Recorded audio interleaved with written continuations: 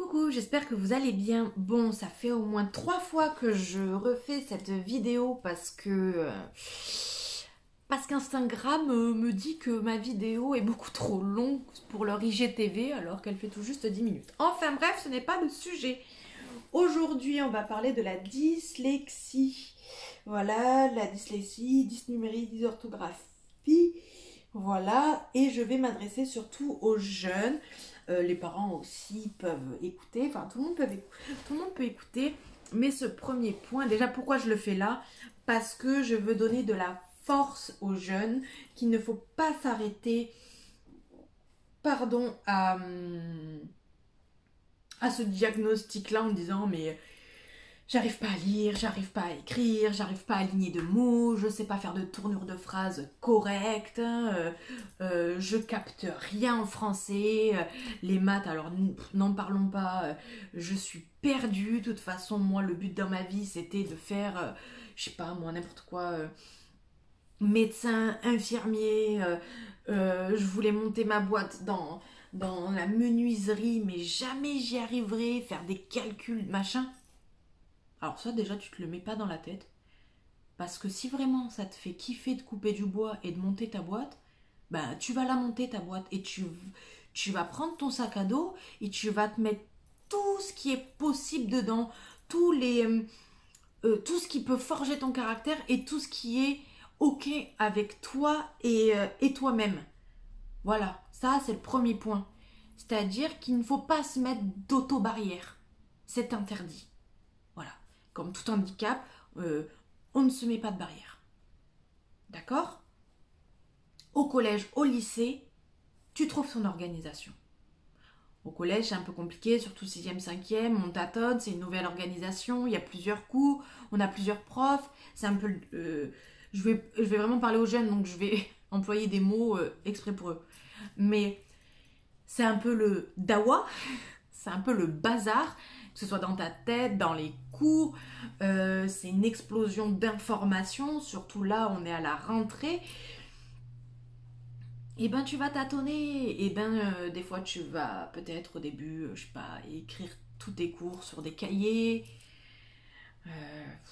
tu vas les classer dans un classeur, mais en fin de compte ça va pas te plaire, machin. Le premier point à faire, c'est que dès lors où tu es diagnostiqué, ou si vraiment tu n'es toujours pas diagnostiqué, mais tu sais, tu sens que t'es... Alors, j'aime pas ce mot différent, pas normal, tout ça, mais tu sens que t'es quand même en retard comparé aux autres. Tu sens que, tu sais, quand tu lis, tu bloques sur certains mots, que quand tu vas écrire ou quand t'es en dictée ou autre, et ben tu sens que, tu sais, il y a un écart entre toi et peut-être certains élèves. Et bien des fois, la première démarche, ça peut être toi en disant, vous savez, papa, maman, ou ne serait-ce que d'aller voir les professeurs principaux, ou un prof qui te plaît bien, tu vois, en disant, voilà, je trouve qu'il y a ça, ça, ça, qu'est-ce qu'on peut mettre en place, est-ce que j'aurais pas tel ou tel peut-être souci, tu vois, c'est pas la fin du monde, tu sais, on a tous nos soucis. Si les gens savent très bien écrire, il y en a qui ont des lunettes, il y en a qui ont les deux. Enfin, il y a plein de gens qui ont d'handicaps divers et variés et qui apprennent au quotidien avec, tu vois. Donc, tout le monde a son handicap. Il faut partir de cette base-là, tu vois. Et, euh, et mettre en place un dossier MDPH. Donc, dossier MDPH, c'est un dossier à la maison des handicaps. Voilà, pour pouvoir peut-être avoir un ordinateur ou de près, ou maintenant il les donne au niveau de la région, tout ça, avoir du temps en plus au niveau de tes contrôles.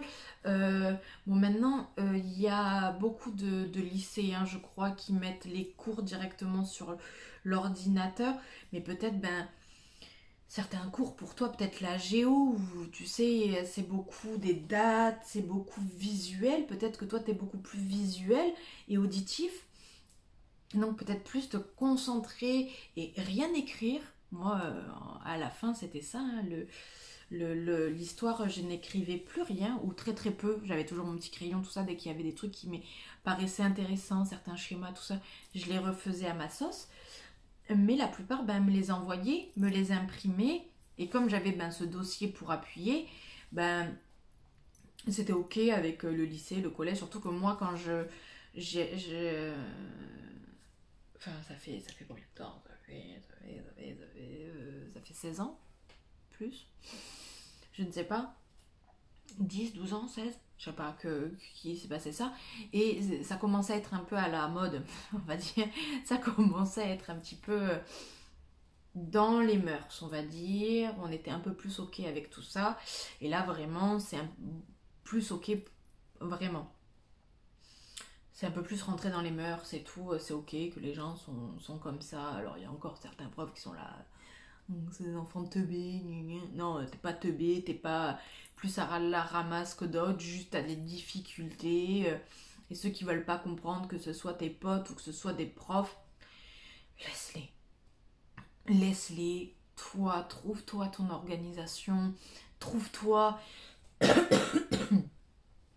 trouve-toi ton organisation, comment tu peux classer tes cours, quel cours pour toi doit être plus visuel et auditif, quel cours au contraire il faut que tu écrives parce que pour toi c'est beaucoup plus intéressant. Il y a des contrôles où tu vas devoir avoir peut-être un peu plus de temps. Moi je sais que les maths, j'avais besoin d'un peu plus de temps. Le temps vient déjà des fois des consignes. Alors le AB plus de moins de machin truc, calculer le quotient intellectuel de machin chose. Déjà, le temps que tu comprennes la question et l'énoncé, t'as déjà mis 10 minutes. Il y en a qui sont déjà en train de gratter sur les feuilles. Donc les maths, moi, ouais, j'avais un peu plus de besoin de temps. Le français, bizarrement, ça allait. Enfin, en fait, je prenais du temps à lire les énoncés ou les petites histoires et tout ça. Et après, ça allait, mais par exemple, j'avais pas spécialement de temps pour me relire parce que quand je me relisais, pour moi, c'était ok, trop bien, j'ai trop bien écrit les trucs, alors que totalement faux. J'avais des fautes à toutes les lignes, il y avait des tournures de phrases, enfin, pas du tout ok, enfin, pas très bien écrit. Mais pour moi, c'était dans ma visu et tout, enfin, je voyais pas mes fautes, et même encore maintenant, bon, il y en a certaines que je vois, mais j'ai besoin de lire, re-relire, voir, hop là, écrire. Après, je vais faire ma couture et revenir sur le truc et me relire. Puis maintenant, il y a Internet où il y a plein de trucs pour corriger tout ça.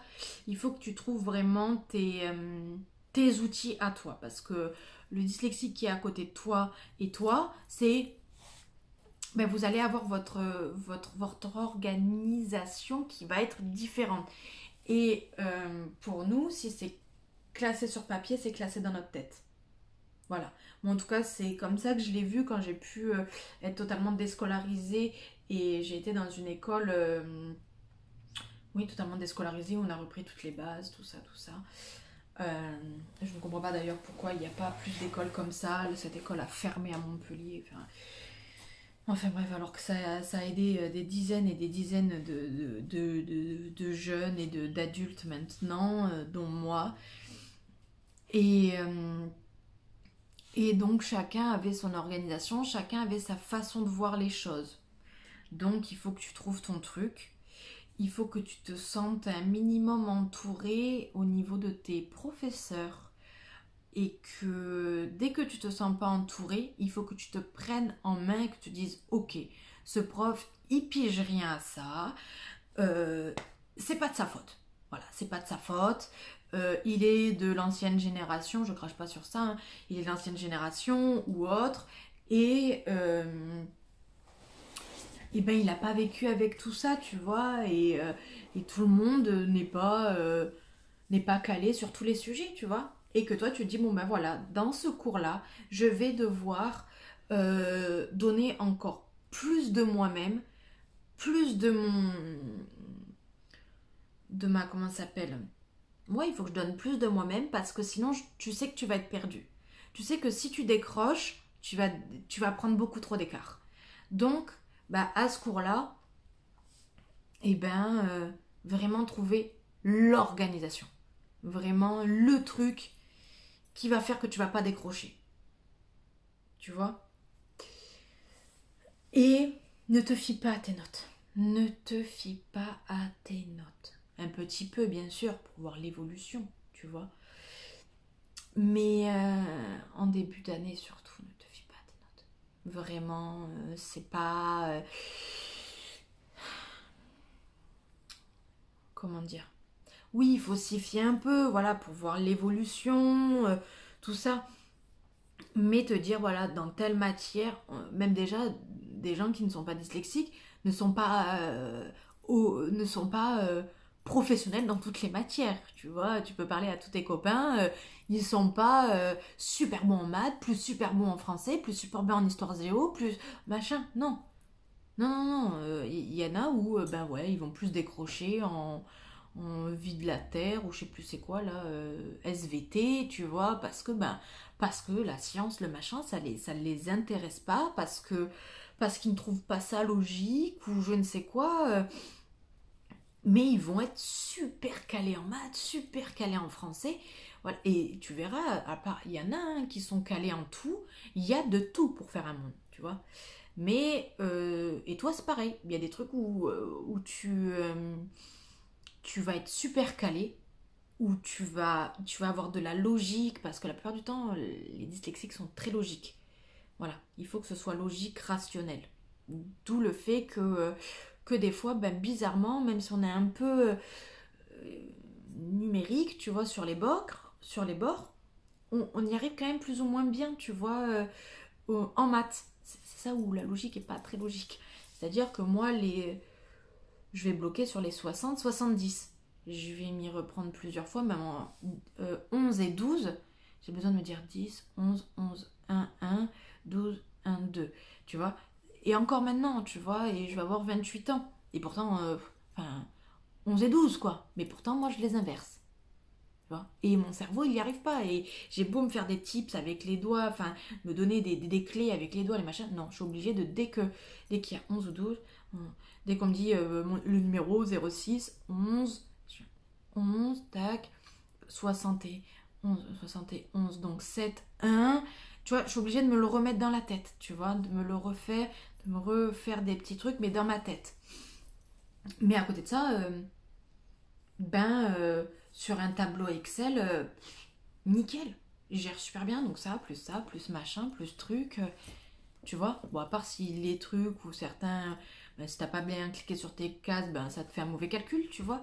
Mais j'ai 50 millions de tableaux Excel pour ma boîte, pour calculer mes mètres, pour calculer mes machins, mes mètres carrés, pour calculer combien une lingette, comme ça exactement combien elle va me coûter. Et pourtant, je suis pas une grosse 10 numérique, mais un petit peu parce qu'il y a des moments où voilà, j'ai des bugs.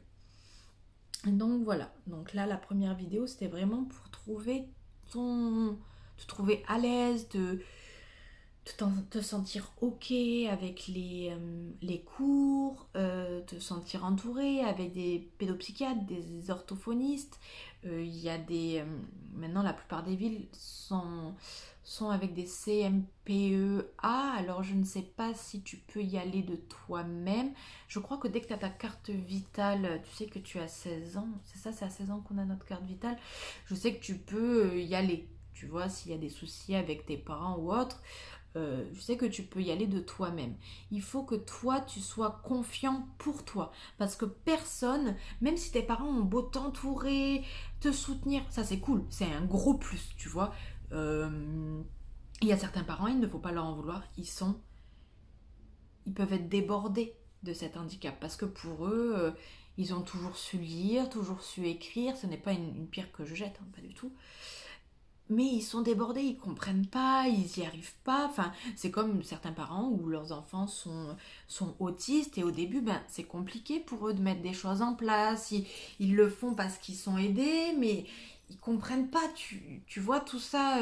Puis ils l'ont jamais vécu eux-mêmes. Donc on ne peut pas, tu vois, jeter la pierre aux parents et à nos parents de s'être énervés sur pourquoi t'arrives pas à lire le chat ou le machin ou je comprends pas, mon fils il bloque sur des mots mais totalement simples.